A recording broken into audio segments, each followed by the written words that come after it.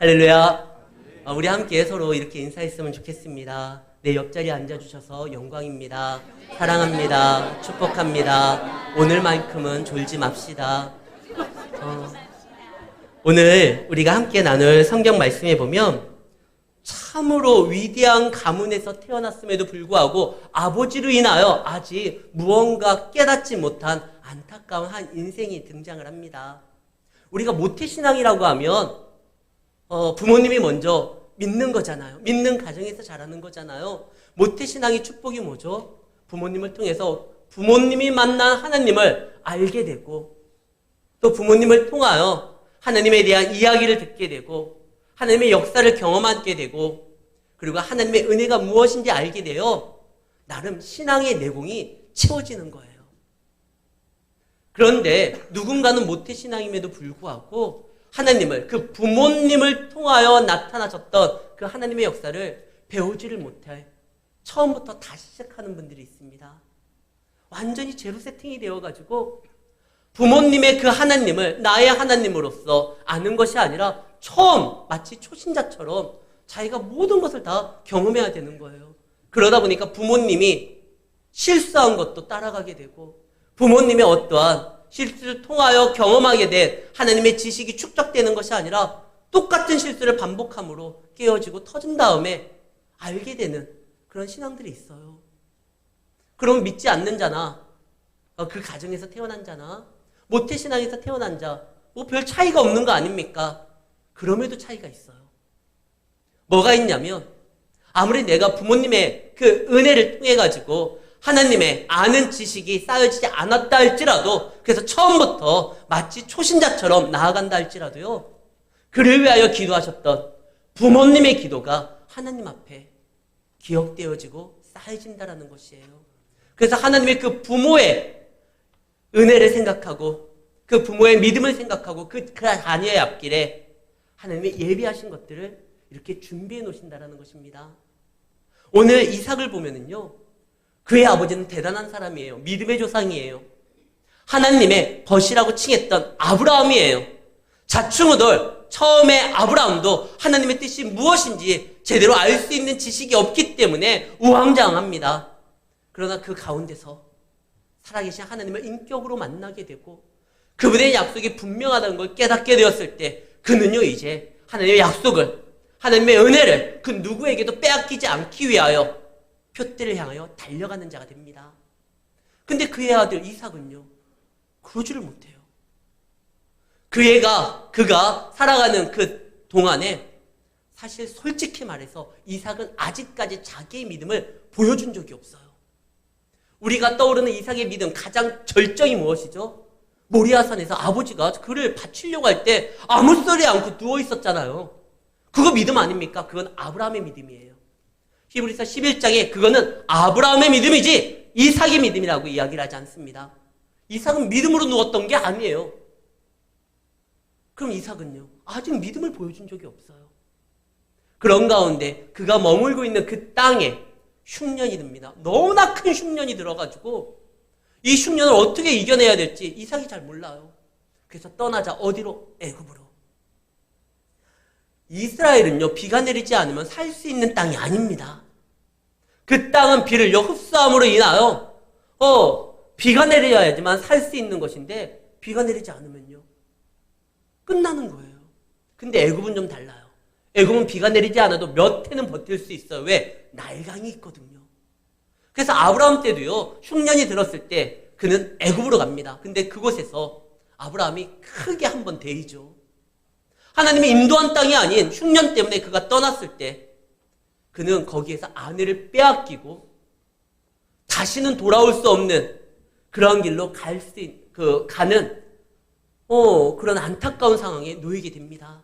근데 하나님이 바로를 혼내가지고 다시 아브라함을 끌고 오죠. 자, 이제 이삭 때입니다. 이삭 때 또 흉년이 듭니다. 이삭은 그럼 어떻게 판단을 할까요? 아버지처럼 애굽으로 가는 거? 애굽은 답이 아니에요. 거기서 아브라함은 실패했어요. 하나님이 간섭하시고 나섰기 때문에 겨우 아내를 찾고 거기에서 돌아올 수 있었죠. 근데도 이삭은요 다시 애굽으로 가려고 해요. 오죽 급했으면 하나님이 그에게 말씀을 하십니다. 애굽으로 가지 말아라. 오늘 말씀입니다. 하나님께서 2절 여호와께서 이삭에게 나타나 이르시되 애굽으로 내려가지 말라. 내가 네게 지시한 땅에 그냥 거하라. 아무리 어렵다 할지라도 이곳에 거하는 것이, 이곳에서 네가 살아가는 것이 나의 뜻이다. 나를 믿고 여기 있어봐라. 모순되잖아요. 이 땅에 거하라고 했으면 이 땅에 적어도 흉년이 오는 거는 막아줘야죠. 어려움이 오는 거 하나님께서 지켜줘야죠. 근데 흉년은 오고 이 땅에 거하라고. 이게 무슨 말씀인지를 모르겠는 거예요. 근데 하나님은 그 땅에 거하라고 해요. 너 여태까지 말씀으로 믿음으로 살아갔던 모습을 보여주지 않았는데 한번 보여줘봐라. 네 믿음을 한번 증명해봐라. 우리가 학교에 가면은요, 시험이 있어요. 숙제가 있어요. 시험과 숙제만 없으면 학교도 다닐만 해요. 좋잖아요. 친구들도 많고 밥도 먹여주고 이렇게 좋은 곳이 어디 있어요. 그런데 학생들이 학교 가는 걸 너무나 싫어합니다. 왜? 시험을 봐요. 숙제가 있어요. 수행평가가 있어요. 그것만 없으면 좋겠는데. 근데 학교에서 왜 시험을 봅니까? 왜 과제를 내주죠? 그 학생들을 괴롭히기 위해서 선생님들이 모여가지고 회의에 거쳐가지고 그런 거 아니에요.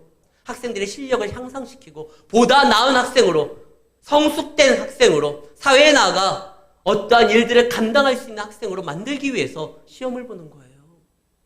우리가 이 땅에 살아가는데 시험을 보는 거, 환난을 경험하는 거, 고난이 있는 거, 그거 당황할 필요가 없어요. 이 땅은 아직 천국이 아닙니다.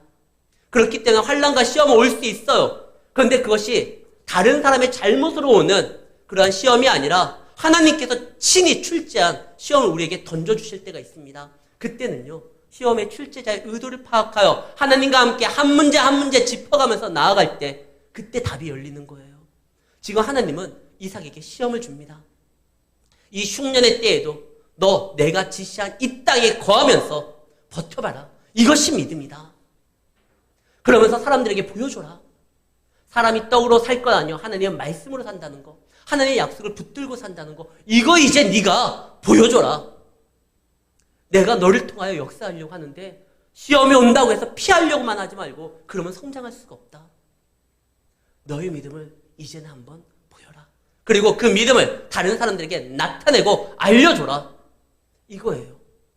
하나님께서 우리에게 세상 사람들과 같은 어려움에 처하게 만들 때가 있습니다. 교회도요, 코로나로 인하여 어려워요. IMF로 인하여 힘들어요. 고금리로 인하여 어려움을 당하는 성도들도 있어요. 그러나 그때조차도 하나님이 나와 함께하는 성도의 삶에는 반드시 성도가 믿음으로 살아갈 수 있는 길이 열리고 그분의 말씀을 붙들 때 역사가 일어난다는 걸, 그걸 한번 보이라는 거예요. 하나님도 우리도 세상과 똑같은 아픔을 경험하게 만듭니다. 예수님이 성육신 하셨어요. 그 이유가 뭐죠? 우리를 구원하시기 위해서 십자가를 지려고, 그렇다고 하면 그냥 내려오자마자 십자가 주고 끝내버리면 돼요.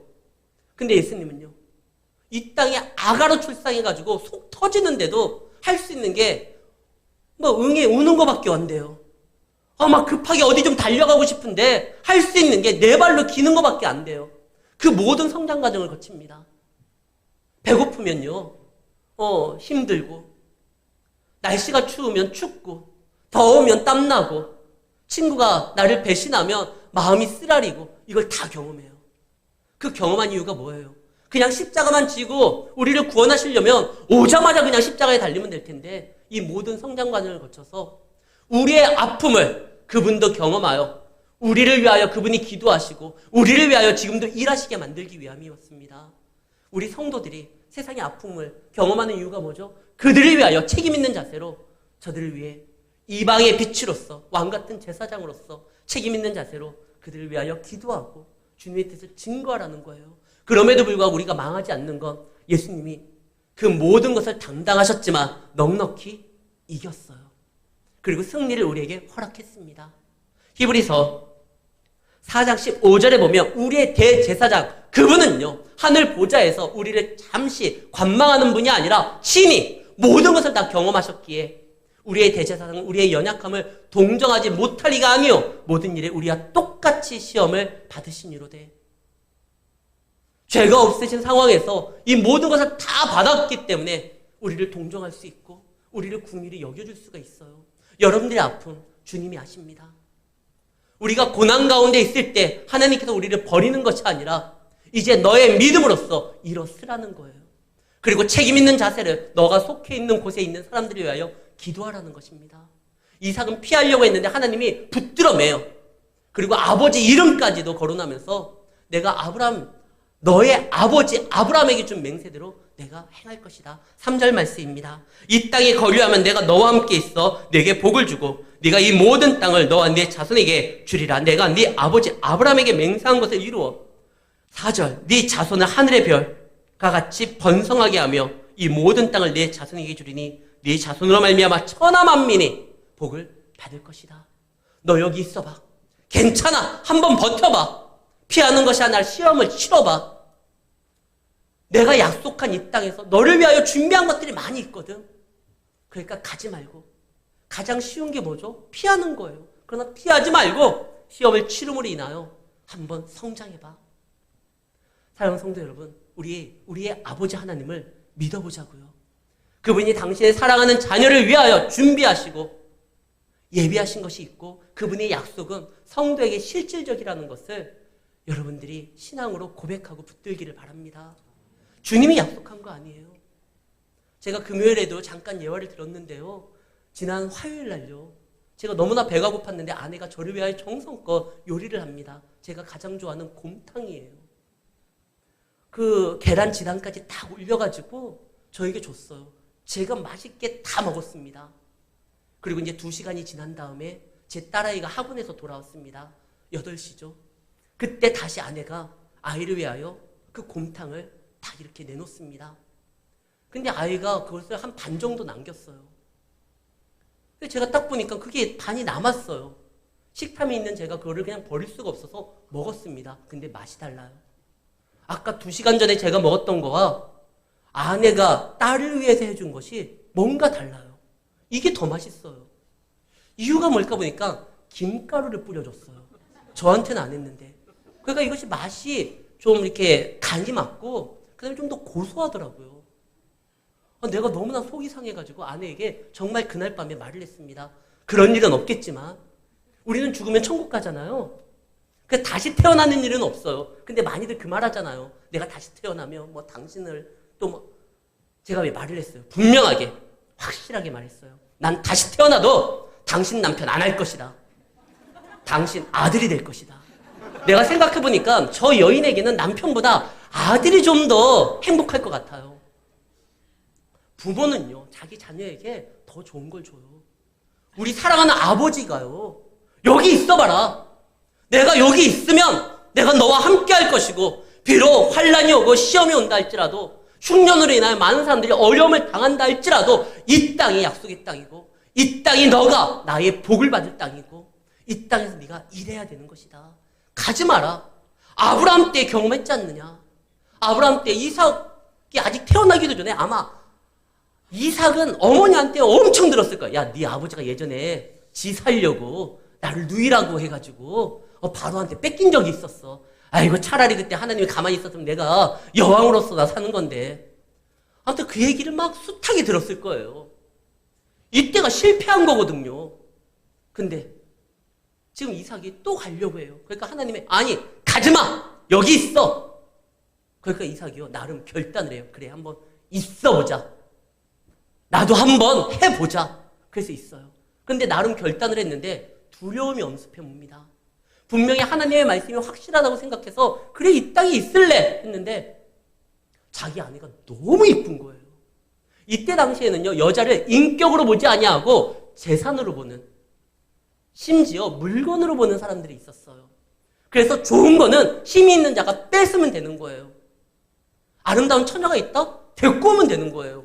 근데 남편이 있네? 유부녀네? 그럼 남편을 죽이고 데리고 오는 거예요. 이게 겁이 나요. 그러니까 뭐라고 하냐? 당신은 아리따우니 나로 하여금 내 생명을 지킬 수 있도록 누이라 하라. 이렇게 말을 합니다. 7절 그곳의 사람들이 그의 아내에 대하여 물음에 그가 말하기를 그는 내 누이라. 왜요? 리브가는 보기에 아리따움으로 그곳 백성들이 리브가로 말미암아 자기를 죽일까? 그래서 두려워함이라. 그런데요, 솔직히 말해서 리브가 그렇게 예쁘지 않아요. 그건 이삭 자기 눈에 좋은 거지, 예쁜 거지, 리브가 그렇게 예쁘지 않아요. 이거 남편이 착각하는 거예요. 어떻게 압니까? 아니, 알 수 있잖아요. 아브라함의 아내 사라는 진짜 예뻤어요. 그러니까 그가 애굽에 가자마자 바로 가 자기 궁궐로 데리고 갑니다. 나중에 창세기 20장에 보면 또 아비멜렉을 만나게 되거든요. 그때도 아비멜렉이 보자마자 내 누이라고 하니까 바로 자기 궁전으로 데려갑니다. 근데 리브가는요. 8절 한번 보겠습니다. 이삭이 거기 오래 거주하였더니, 오래 거주했어요. 근데 아무도 대시를 안 해요. 공식적으로 지금 이 리브가는요, 남편이 없는 싱글이에요. 솔로예요. 그렇잖아. 이삭이 이는 내 누이라. 남편은 아직 없다고. 공식적인 솔로고 싱글인데 아무도 그 오랜 기간 동안 대시하는 사람이 없어요. 이삭 눈에만 예뻤던 거예요. 근데 괜히 그냥 거기에서 자기 눈에 그냥 콩깍지가 씌웠는데 그걸로 인하여 다른 사람들이 날 죽이면 어떻게 하지? 두려워해가지고 거짓말을 합니다. 가장 이를 풀기에 쉬운 방법이 거짓말이에요. 대충 거짓말하면 넘어갈 수 있어요. 이 문제 때문에 내가 붙들고 움직이려고 하면 이게 어려울 수가 있거든요. 진리는요, 이 생명력이 있는데 한 가지 강한 저항이 있습니다. 이 어둠 가운데 있는 이들이 이 진리로 우리가 살아가려고 하면 자신들의 어둠이 드러날까봐 저항하게 되어 있어요. 그러나 거짓은요, 그냥 넘어가고 덮여지는 거거든요. 그런데 성도는 진리로 살아가는 것이지 어둠이나 거짓으로 살아가는 자가 아닙니다. 이삭이 지금 엉뚱한 행동을 하고 있어요. 믿음으로 진짜 하나님이 주신 약속을 붙들었으면 거기 주님을 믿고요, 당당하게 얘기하는 거예요. 내 아내다. 내가 책임질 여인이다. 너희들 눈독 들이지 말아라. 이랬으면은요, 그렇게 두려워하지 아니하고 그가 믿음으로 담대하게 나갔으면은요, 하나님이 그를 위하여 준비하시고 예비하신 것을 볼 수가 있었어요. 누가복음 24장입니다. 누가복음 24장 38절 말씀. 예수께서 이르시되 어찌하여 두려워하여 어찌하여 마음에 의심이 일어나느냐. 예수님이 제자들을 책망할 때 어찌하여 믿음이 적냐, 이때 보면 항상 제자들이 두려워했었어요.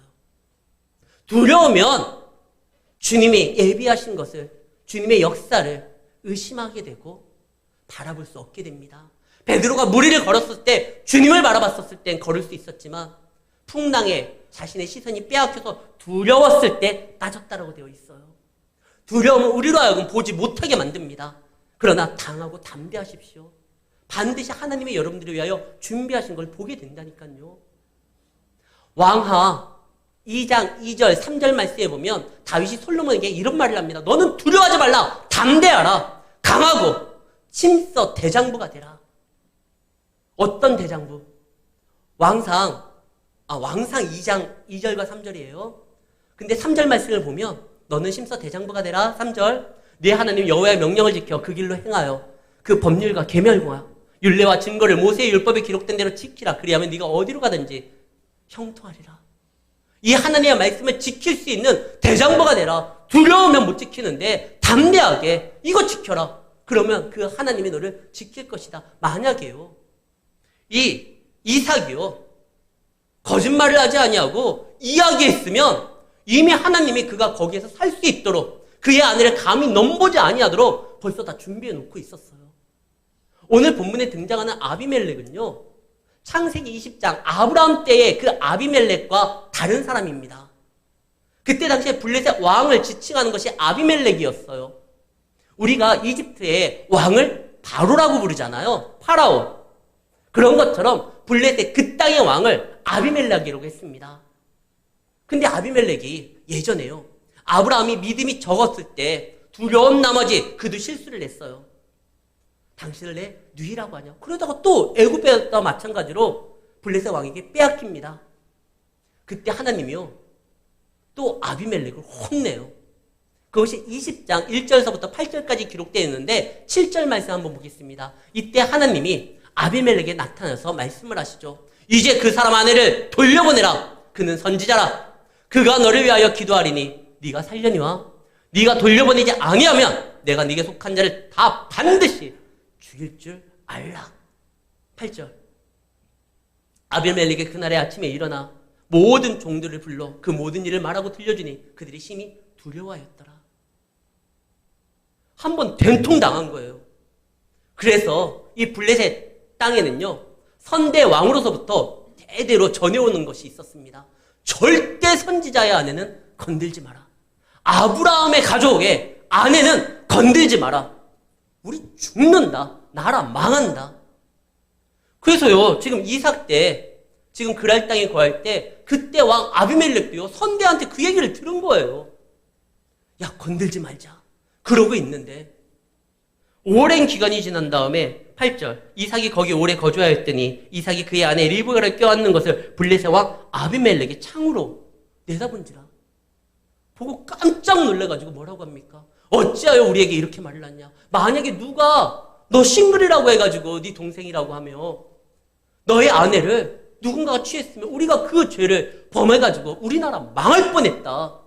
어떻게 그러느냐? 그러면서 말을 하죠. 11절에 누구든지 이 여인을 건들면 반드시 죽을 것이다. 이 자나 이 여인을 건드는 자 반드시 죽일 것이다. 하나님이요, 아비멜렉에 나타나서 너 그 이삭 아내 건들면 죽어, 이 말씀한 것도 아니에요. 이미 선대 왕으로부터 들어가지고요, 이 아비멜렉은 진짜 이스라엘, 아니 아브라함의 그 여인들은 건들 생각이 없었어요. 선지자의 아내는 건들 생각을 안 했어요. 그랬는데 그 거짓말에서 두려워가지고 그가 속이려고 했었을 때 하나님의 비리 준비하시고 예비하셨던 거를 경험하지 못하고 오랜 기간 뭐 했죠? 마음 졸이고 있었던 거예요. 언제 또 내 아내를 빼앗길까? 언제 또 내 아내를 탐하는 자가 나올까? 비록 누이라고 했지만 이것이 발각돼가지고 나를 죽이고 내 아내를 뺏어갈 자가 또 나올까? 이거 마음 졸이고 있는 거예요. 어제요, 신방을 마친 다음에 구역 식구들과 저희 뷔페를 갔어요. 근데 돈을 계산하셔야 될 분이 도중에 약속이 있다고 나가셨어요.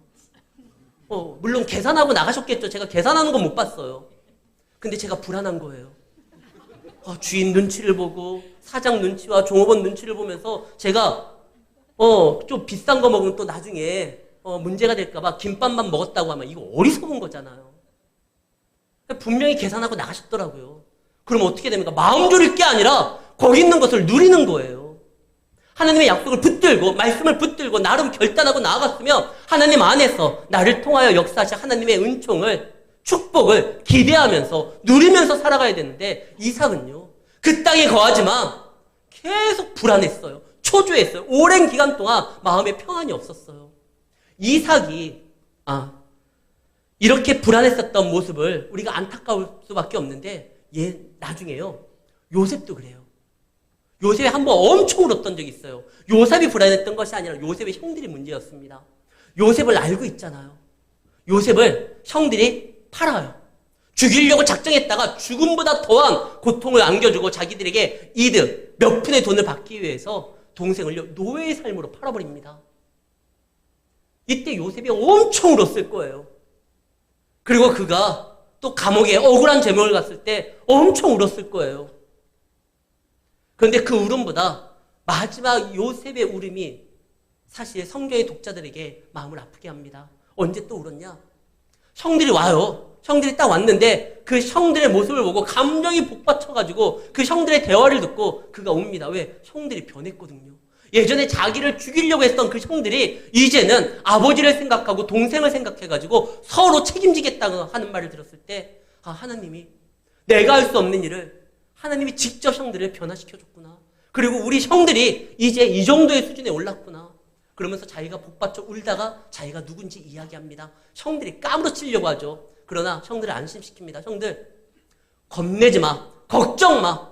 나 이미 형들을 용서했을 뿐만 아니라 형들이 나를 보낸 게 아니라 하나님이 나를 인도했고 형들과 우리 가문을 그리고 이 많은 일들을 감당하며 사람들을 살리라고 나를 애굽의 총리로 세운 거야. 그러니까 걱정하지 마. 형들이 오기 전에 이미 요셉은요, 결혼해가지고 아이를 낳아요. 아이의 첫째 이름이 므낫세입니다. 내가 그동안 당했던 모든 고난, 하나님의 뜻을 알았기에 이제 그것들을 다 잊어버렸다. 둘째 아이의 이름은 에브라임. 하나님이 나를 통하여 역사하시기에 내가 심히 창대할 것이다.